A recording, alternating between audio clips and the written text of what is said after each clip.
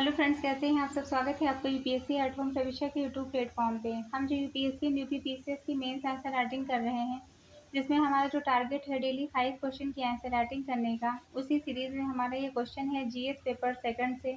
हमारी जो ये मेंस की सीरीज चल रही है वो यूपीएससी एंड यूपीपीसीएस के पीवाईक्यू पे बेस्ड है, जो कि करंट के साथ अपडेट करते हुए आप लोगों को कराई जा रही है। आप लोग चाहें तो इस सीरीज के माध्यम से मेंस की तैयारी को और बेहतर कर सकते हैं।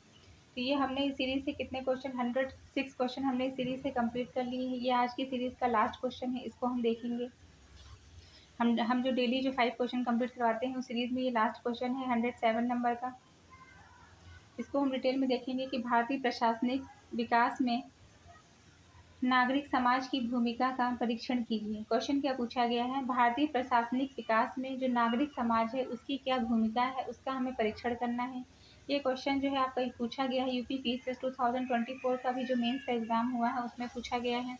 सबसे पहले हम इसका इंट्रो देंगे। इंट्रो में हमने क्या लिखा है कि नागरिक समाज उस संगठन प्रयास का प्रतिनिधित्व करता है जो सरकार और बाजार के बाहर रहकर जनहित, पारदर्शिता, जवाबदेही और भागीदारी को बढ़ावा देता है।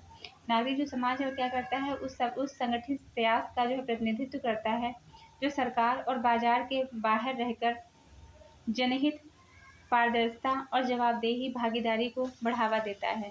तो ये हमने इसका इंट्रो देखा। अब क्वेश्चन की जो मेन बॉडी का पार्ट है उसको हम देखेंगे। नागरिक समाज की क्या भूमिका है, उसके अंतर के सबसे पहला पॉइंट है वो क्या है, नीति निर्माण में ये सहयोग करता है। RTI, Lokpal, forest right act जैसे कानूनों के निर्माण में सक्रिय भागीदारी हुई है। नीति आयोग व मंत्रालयों में परामर्शदाता की भूमिका के रूप में ये कार्य करता है। आरटीआई, लोकपाल, फॉरेस्ट राइट जैसे जो कानून के जो निर्माण में इनकी जो है सक्रिय भागीदारी हुई है। नीति आयोग व मंत्रालयों में परामर्शदाता की भूमिका के रूप में ये कार्य करते हैं। नेक्स्ट हम देखेंगे पारदर्शिता और जवाबदेही बढ़ाना। इसमें क्या है, आरटीआई आंदोलन, सोशल ऑडिट से जवाबदेही सुनिश्चित होती है। जन निगरानी व जनहित याचिकाएं इसके अंतर्गत आती हैं। नेक्स्ट हम क्या देखेंगे, सेवा वितरण निगरानी। इसमें एनजीओ द्वारा स्वास्थ्य, शिक्षा, पोषण और पर्यावरण के क्षेत्र में निगरानी से संबंधित है। ये क्या करता है, एनजीओ द्वारा जो है स्वास्थ्य के क्षेत्र में, शिक्षा, पोषण और पर्यावरण के क्षेत्र में निगरानी की भूमिका अदा करते हैं। मिड डे मील, आईसीडीएस जैसी योजनाएं में सक्रिय रूप से सहयोग करते हैं। तो ये इसलिए जो है बहुत ज़्यादा महत्वपूर्ण है। नेक्स्ट क्या है, सशक्तिकरण और वंचितों की आवाज़ बनते हैं। ये महिलाओं, दलितों और आदिवासियों की आवाज़ बनकर उभरते हैं। एलजीबीटीक्यू समूहों के अधिकारों की रक्षा करते हैं। पॉस्को, SC/ST एक्ट के प्रचार व निगरानी में भागीदारी की भूमिका जो है, मतलब भागीदारी जो है इसमें भागीदारी की भूमिका अदा करते हैं। फिर क्या है, आपदा में प्रशासन का सहयोग करते हैं। ये क्या करते हैं, कोविड-19, बाढ़, भूकंप आदि में राहत व पुनर्वास कार्यों में सक्रिय सहयोग करते हैं। मतलब जो आपदा जैसी कोई समस्या उत्पन्न होती है, चाहे वो भूकंप हो या जो है जो पैंडेमिक जो आया था कोविड-19 या बाढ़ जैसी समस्या जो उत्पन्न होती हैं, तो ये क्या करते हैं, तो ये राहत या पुनर्वास कार्यों में सक्रिय रूप से सहयोग देते हैं।